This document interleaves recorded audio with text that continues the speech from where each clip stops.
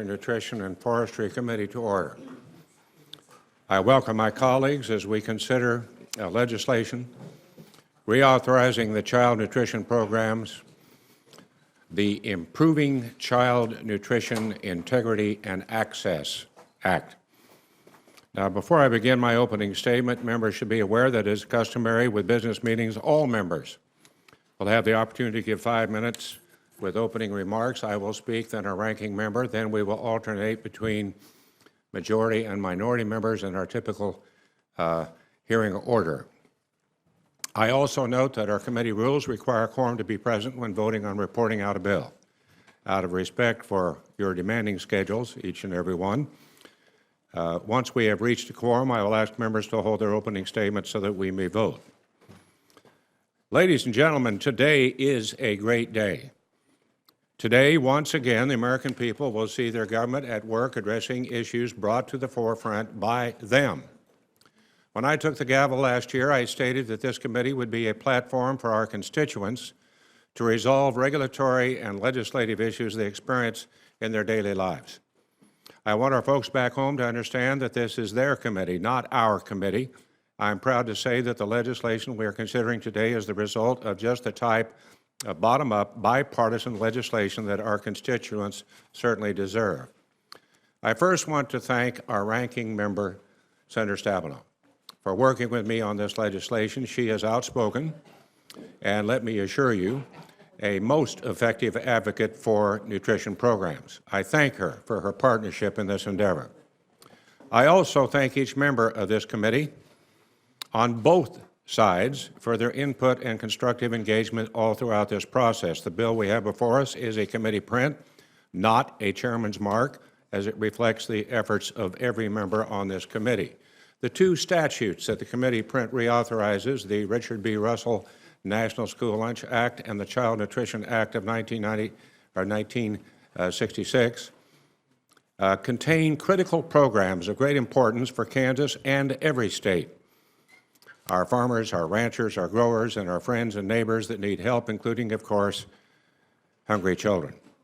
The school lunch program was originally created as a, quote, a measure of national security to safeguard the health and well-being of our nation's children and to encourage the domestic consumption of nutritious agriculture commodities.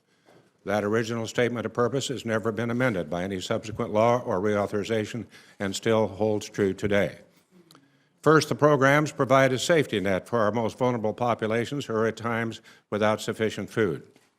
Second, the law requires a portion of the assistance for school meals programs to be in the form of agriculture commodities produced here in America by our nation's farmers, ranchers, and growers.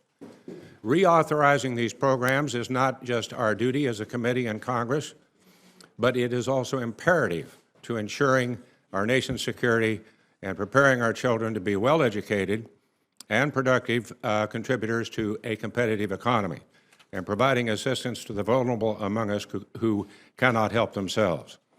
We first began this process as a committee in June of 2014 with 2 hearings under the leadership of Senator Stabenow when she was chairwoman.